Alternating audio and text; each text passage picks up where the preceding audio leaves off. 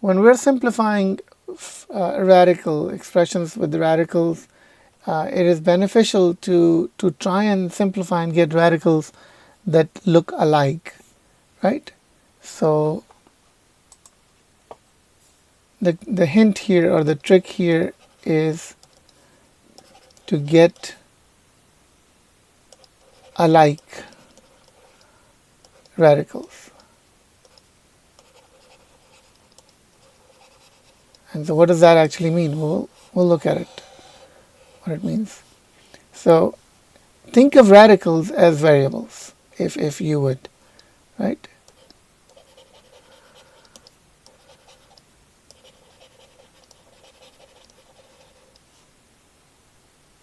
So as we work on this, I want you to think of radicals as kind of variables, right? Things that are there, that we're not changing, and we're trying to get to them. All right, so let's see. I'm going to start with my expression, 6 times 45, 6 times 45 x plus the square root of 6 times square root of 45x plus the square root of 12 minus 3 times square root of 20x. Now, how else can I write 45x? Well, I can see that this is a product, so I can separate the elements of the product. All right. So 45 square root of 45 and the square root of x. Here there is no product, it's just 12, so I'm going to leave it as 12. Let me change the color here so that we can see things better. This way you'll know which part we're on. So let's see. Plus the square root of 12 plus the minus 30 times the square root of 20x. The square root of 12, can I rewrite this as something else? Well, in a minute we will. But right now I just want to do my simple expression, the simple separation of the parts of the product. And here we have 20, so square root of 20 and square root of x. So do you see that we have square root of x and square root of x over here? They're separated, right? So we can actually factor them out. All right, let's continue with this. How else can I write 45? Right now we have square root of 45, square root of 12, and square root of 20. Can I rewrite square root of 45, square root of 12, and square root of 20 so that they look alike, or parts of them look alike? So let's see how we can do that. I'm going to go here. I'm going to say, well, is there another way of writing square root of 45? So can you think of a perfect square that goes into 45? Well, what is the list of perfect squares? So let's make a list here. Perfect squares. Well, actually, I should not write here. I should write. So always do your scratch work on the right side of the page. You should have a bar, and that's where we do scratch work. I was going over this with my son yesterday. I was helping him with his homework. So on the right hand side, I'm going to make my list of perfect squares. So what's the first perfect square? 1, because 1 times 1 is 1. What's the next perfect square? 4. 2 times 2 is 4. 3 times 3 is 9. 4 times 4 is 16. 5 times 5 is 25, and so on and so forth. Now, does 45 go into any of these perfect squares?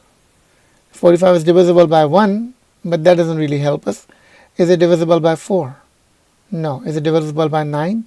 Yes, it definitely is. It's not divisible by 16, 25.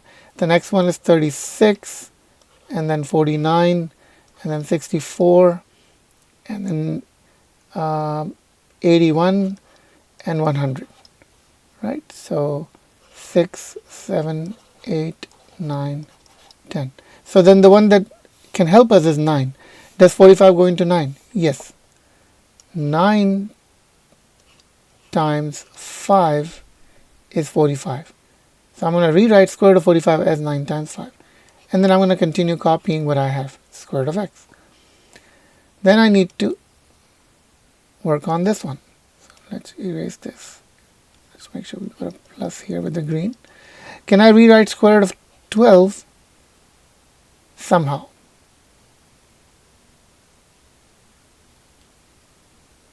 Is there a way to rewrite square root of 12? Does 12 go into any of these perfect squares?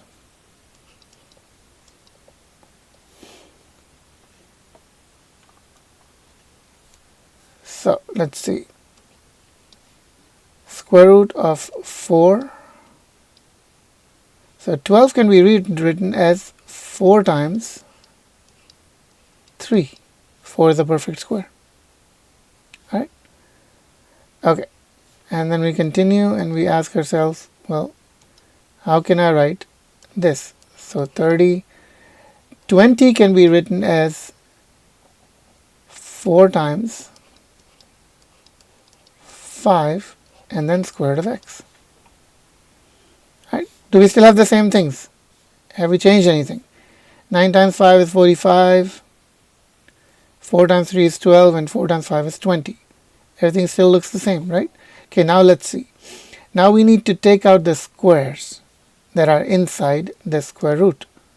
So let's see, 6 times, then square root of 9 becomes, well, let's first separate them. So we get square root of 9 times square root of 5 times square root of x plus square root of 4 times square root of 3 minus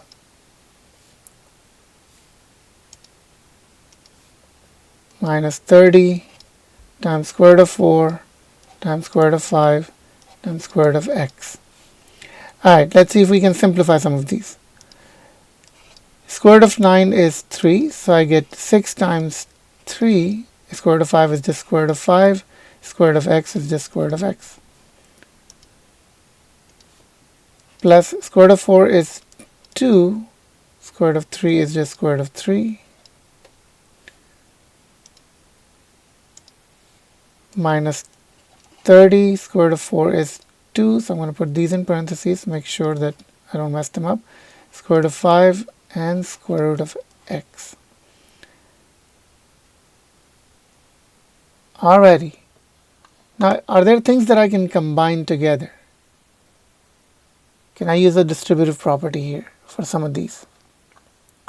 Is it possible? Think about it.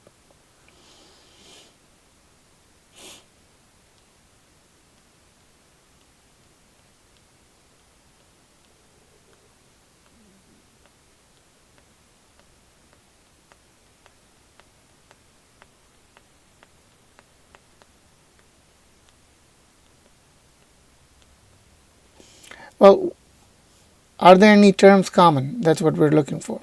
So here's what I see. I see that square root of x is common in these two terms, the red and blue terms.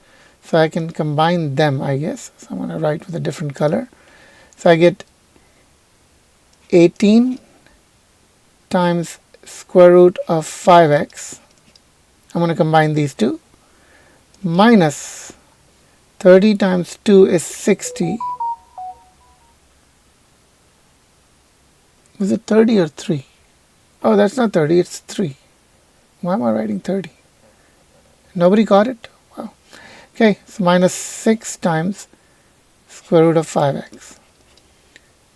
Okay, I'm going to combine these two, and then I have plus 2 times square root of 3. Now, because square root of 5 and square root of 5 is the same thing, all I need to do now is do 18 minus 6. So my final answer is going to be 18 minus 6, which is 12 times square root of 5x plus 2 times square root of 3.